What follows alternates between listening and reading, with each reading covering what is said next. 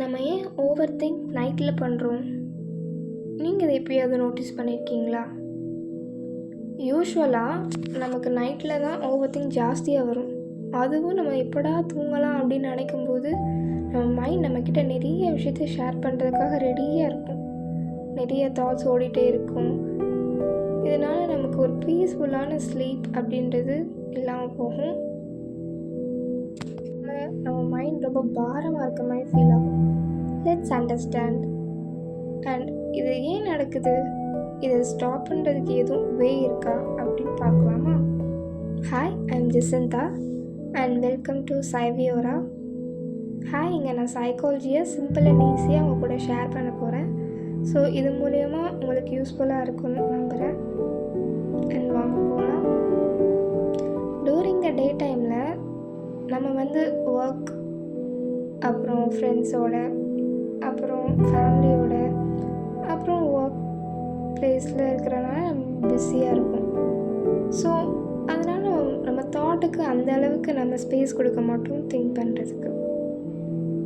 ஆனால் நைட் டைமில் இந்த சுச்சுவேஷன்ஸ் எல்லாம் மாறி ஒரு காமான சுச்சுவேஷன்ஸ் வரும். அப்போ தான் நம்ம மைண்டு எல்லா தாட்ஸையும் ஒட்டுமொத்தமாக கொண்டு நம்மக்கிட்ட ஷேர் பண்ண ஆரம்பிக்கும். இன்றைக்கி இதை முடிக்காம விட்டுட்டேன், இன்றைக்கி இதெல்லாம் பண்ணணும்னு நினச்சோம் பண்ணாமல் விட்டுட்டோம், ஐயோ பழைய மெமரிஸ் அப்படின்னு சொல்லிட்டு நிறைய நம்மளை ரொம்ப டிஸ்டர்ப் பண்ண ஆரம்பிக்கும். ஸோ இது சைக்காலஜியில் என்ன சொல்கிறாங்கன்னா ரீபவுண்ட் எஃபெக்ட் அப்படின்னு சொல்கிறாங்க. ஸோ ரீபவுண்ட் எஃபெக்ட் இது என்னென்னா, நம்ம எந்த அளவுக்கு தாட்ஸை புஷ்பேக் பண்ணி வெளியே தள்ளுறோமோ ஸ்ட்ராங்கராக அந்த அளவுக்கு பவுன்ஸ் பேக் ஆகி திரும்ப நம்மக்கிட்டே வந்துடணும். ஸோ இதை எப்படி நம்ம ஸ்டாப் பண்ணுறது? இதுக்கு எதுவும் சொல்யூஷன் இருக்கா அப்படின்னா எஸ்.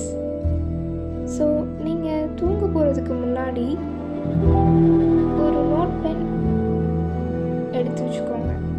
அதில் உங்களுக்கு என்ன தாட்ஸ் எல்லாம் தோணும், அது நாளைக்குள்ள செமினாராக இருக்கலாம், இல்லை எதுவும் முடிக்காத ஒரு விஷயத்தை நாளைக்கு முடிச்சாகணுமே அப்படின்னு யோசிக்கலாம், இல்லைன்னா ஓல்ட் மெமரிஸாக இருக்கலாம், அந்த எமோஷன்ஸை பாதிக்கிற விஷயமாக கூட இருக்கலாம்.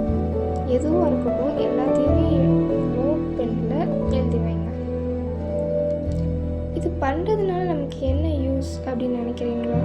இது பண்ணுறது மூலமாக நீங்கள் உங்கள் பிரைன் கிட்ட சொல்கிறீங்க, இட்ஸ் ஓகே, இதை நீ இன்னும் ஹோல்ட் பண்ணி வச்சுக்க வேண்டாம், இதை நான் பத்திரமா ஒரு பேப்பரில் எழுதி வச்சுருக்கேன், நம்ம எதனாலும் பார்த்துக்கலாம் அப்படின்னு சொல்லிட்டு உங்கள் பிரைனுக்கு நீங்கள் ஒரு சப்போர்ட் கொடுக்குறீங்க. நம்ம ஷேர் பண்ணி பார்த்துக்கலாம் அப்படின்னு சொல்கிறது மூலமாக பிரைன் எல்லாத்தையும் வண்டிக்குள்ளே போட்டு கொளுத்திக்காமல் அது லைட்டராக எடுத்துக்குவோம் எல்லாத்தையும்.